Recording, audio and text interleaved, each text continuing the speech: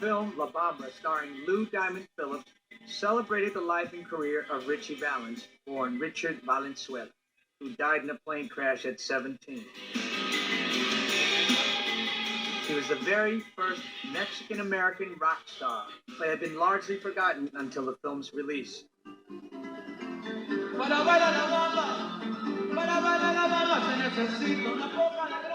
In the movie, the Mexican-American group Los Lobos performed the traditional version of La Bamba that first inspired Ritchie Valens 30 years before.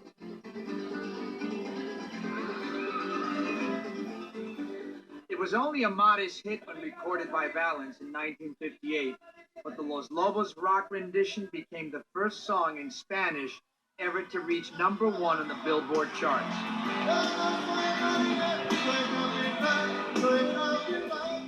I think when I first heard La Bamba, it was probably just in the stack of 45s, along with everything else.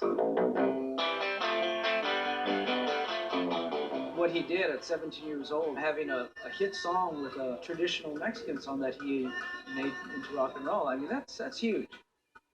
So we kind of got really serious about it, the fact that we wanted to expose Ritchie's name and play his songs, and so we did. At every show we played Ritchie Valens songs. We would travel to places like Burlington, Vermont, Chapel Hill, North Carolina, Minneapolis, Minnesota, and there wasn't a brown face anywhere to be seen. And then slowly we started seeing the face of America change, and that face was brown.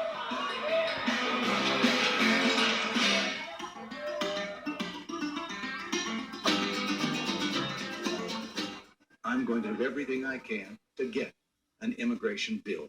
President Reagan did sign the sweeping new Immigration Reform Act today.